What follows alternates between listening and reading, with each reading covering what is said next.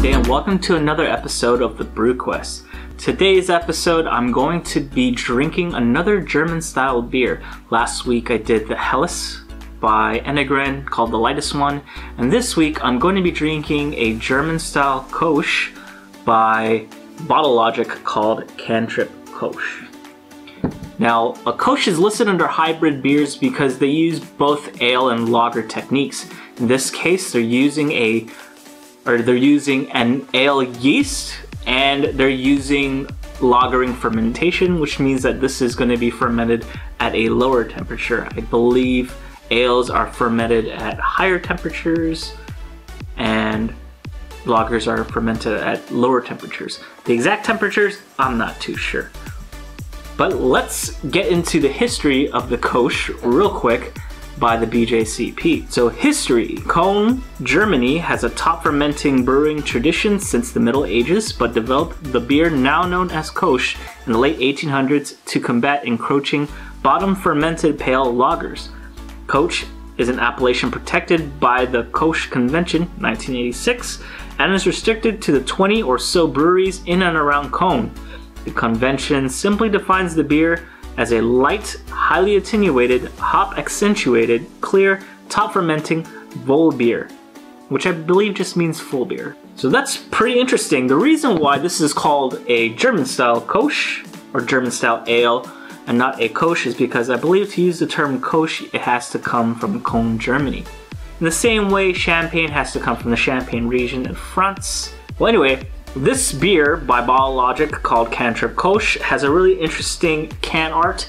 There's a lot of shields. It reminds me of a coat of arms. I don't know if this art style is supposed to go with their Week of Logic celebration, which they just went by, and it had like a lot of Game of Thrones theme, or they're just trying to, I guess, pay homage to the German roots of this beer by putting a lot of European style coat of arms on this can. But this is a German-style ale, 4.5 ABV, and if I can find any more information, I'll put it up on the slide before the pour. But this is an interesting beer. I know the Kölsch is a very easy drinking beer, from what I remember. I don't think I've had one before, but I am sort of excited to try this one now. Stay tuned. I'm gonna put up some stats, pour this out, and let's drink it. We'll be right back.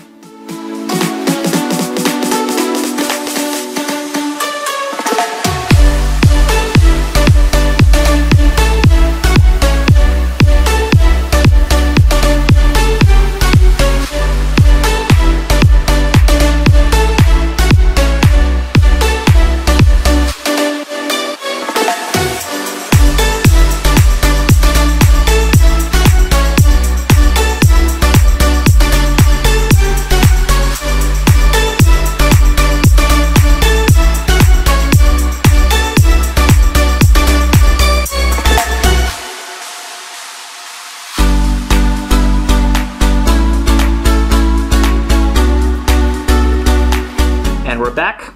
That was a pretty good pour. Nothing spilled out, thankfully. I think the last beer I did, that Nitro Pie Hard 2, kind of went everywhere. This is looking pretty good. Not a lot of head initially, which is fine. In the glass, it's slightly hazy. There's something suspended, so it's not entirely clear. You can still see some of the CO2 rising to the top, which is great. I hope this has a very nice mouthfeel for the carbonation. Looking at the color, it's a nice pale golden color. Looks really nice, actually. Let's give this a nice smell. Getting a lot of Pilsner-like smells from this beer. I know sometimes they use Pilsner malt, so maybe that's why they smell very similar. Just kind of smells like a German beer, to be honest. And in this case, it just smells like a pretty good beer. So hopefully it tastes just as good as it looks. Cheers. Initially, when the beer hits you, there was sort of a sweetness to it. Not like overwhelmingly sweet, just kind of sweet. Really interesting, actually. Afterwards, it felt great. Doesn't feel thick, so slightly a little bit on the thinner side for like the viscosity. Malt is definitely noticeable in the finish. You can definitely taste it, sort of like a bready character on the finish. Bitterness does come in slightly bitter, not too much. It's not overwhelming. It's a pretty good balance for me. I really don't like bitter. So bitterness on this is practically low. And then other than that, it just kind of just goes down pretty smooth. Pretty clean, actually. I will say this is slightly more bitter than the Helles, though. But yeah, it doesn't taste strong. No, I can't really taste or smell the alcohol at all. So this is pretty good. I'd definitely get another can of this beer, or actually may want to try something from Germany, like an actual German Kölsch. But so far I'm liking it. It's a very good beer, like maybe something you would drink in the summer, like when it's super hot. Definitely something I would drink more of. But where does it fit on my styles list? Let's see. I'm pretty sure I'm gonna put this around the same as the Helles in that area. Nothing kind of like jumps out to me. I'm gonna put this at number 18, German style Kölsch. Another reason I'm putting it there is that it's very similar to the Helles, and everything above it I kind of like more, even though there's certain parts of those beers that I don't like. This is overall a good beer, especially the style. Not too bitter, not too malty. But there's something about those other styles that's kind of like raising it for me. It's probably playing more to my tastes.